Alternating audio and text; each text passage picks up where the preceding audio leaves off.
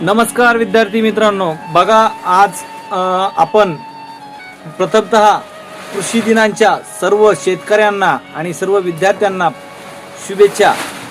महाराष्ट्रातील डोंगर रांगेमुळे कोणत्या नद्या अलग झालेल्या आहेत आपण त्याविषयी थोडा अभ्यास करणार आहोत। तर विद्यार्थी मित्रांनो, बघा सह्याद्री पर्वत रांगेतील तापी नदी याकडे कोणत्या सातपुड्या डोंगर रांगेमुळे ही गोदावरी नदी आणि तापी नदी अलग झालेले आहेत। विद्यार्थी मित्रांनो, सातपुडा डोंगर रांगा या डोंगर रांगेमुळे या दोन नद्या अलग झालेल्या आहेत।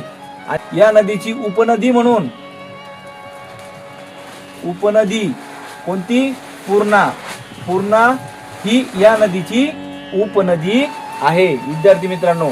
त्यामुळे त्यानंतर गोदावरी नदी ही महाराष्ट्राच्या मध्य भागातून जाते आणि बघा कोणत्या जिल्ह्यातून जाते? मग नाशिक,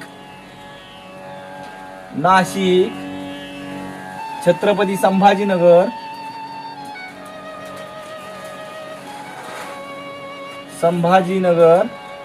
आणि नांदेड या जिल्ह्यातून ती नदी वाहते।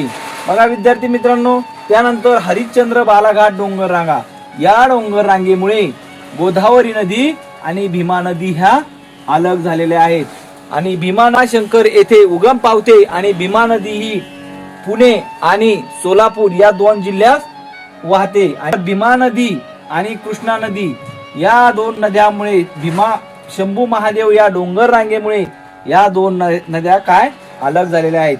आता कृष्णा नदीची उपनदी कोणती आहे? तर भीमा नदी ही उपनदी आहे। कोणती? भीमा नदी ही उपनदी आहे।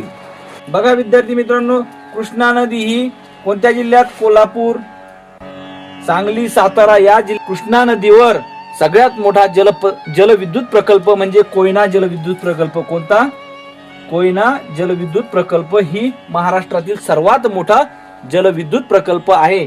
विद्यार्थी मित्रांनो, बघा हे आपल्याला जर लक्षात आलं असेल थोडक्यात, तर आपण त्याची एक शॉर्ट अशी स्ट्रिक बघणार आहोत। आणि बघा सातपुड्याच्या सात माळा म्हणजे सातपुडा पर्वतरांगा या पर्वतरांगेमुळे दोन नद्या अलग झालेल्या आहेत। कोणत्या?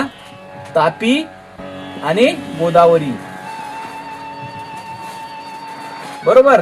त्यानंतर राजा हरित या डोंगर रांगेमुळे कोणत्या दोन नद्या? गोदावरी आणि भीमा या दोन नद्या अलग झालेल्या आहेत। त्यानंतर शंभू महादेव या डोंगर रांगेमुळे कृष्णा आणि भीमा या दोन नद्या अलग झालेल्या आहेत। तर आपली ही ट्रिक्स कशी वाटली